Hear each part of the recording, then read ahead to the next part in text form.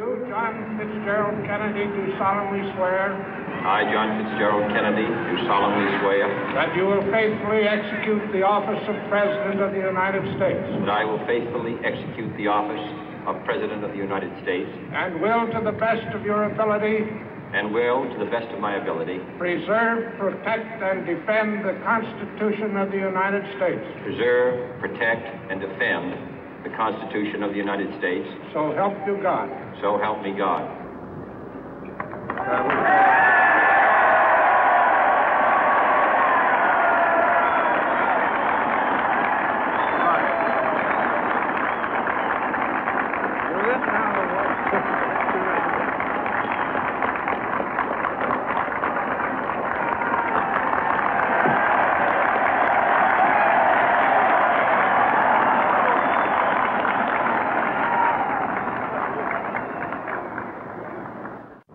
Vice President Johnson, Mr. Speaker, Mr. Chief Justice, President Eisenhower, Vice President Nixon, President Truman, Reverend clergy, fellow citizens.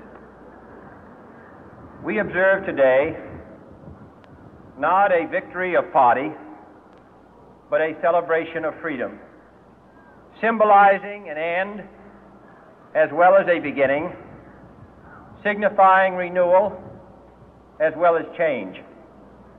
For I have sworn before you and Almighty God the same solemn oath our forebears prescribed nearly a century and 3/4 ago. The world is very different now, for man holds in his mortal hands the power to abolish all forms of human poverty and all forms of human life.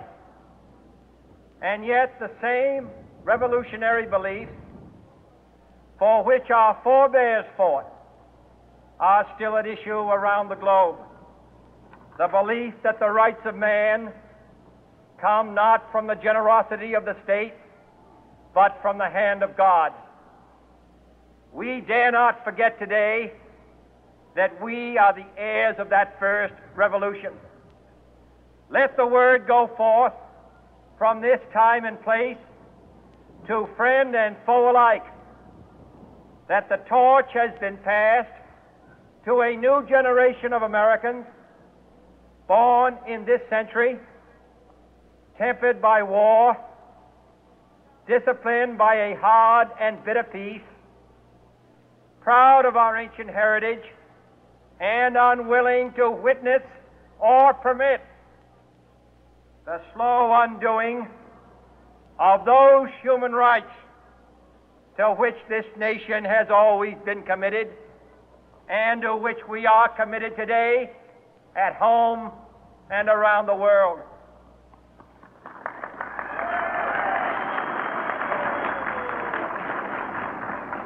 Let every nation know, whether it wishes us well or ill, that we shall pay any price, bear any burden, meet any hardship, support any friend, oppose any foe to assure the survival and the success of liberty.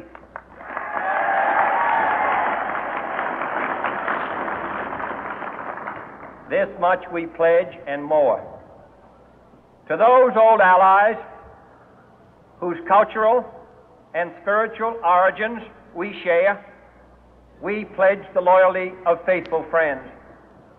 United, there is little we cannot do in a host of cooperative ventures. Divided, there is little we can do, for we dare not meet a powerful challenge at odds and split asunder. To those new states whom we welcome to the ranks of the free, we pledge our word that one form of colonial control shall not have passed away merely to be replaced by a far more iron tyranny.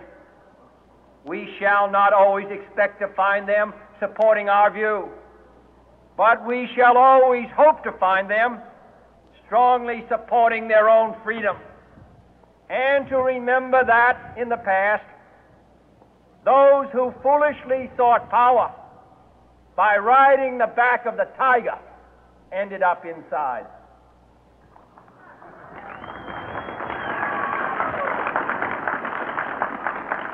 To those people in the huts and villages of half the globe struggling to break the bonds of mass misery, we pledge our best efforts to help them help themselves for whatever period is required, not because the communists may be doing it, not because we seek their votes, but because it is right.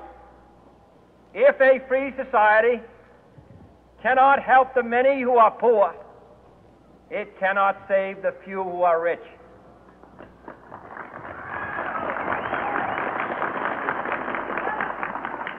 To our sister republics south of our border, we offer a special pledge to convert our good words into good deeds, in a new alliance for progress, to assist free men and free governments in casting off the chains of poverty. But this peaceful revolution of hope cannot become the prey of hostile powers. Let all our neighbors know that we shall join with them to oppose aggression or subversion anywhere in the Americas. And let every other power know that this hemisphere intends to remain the master of its own house.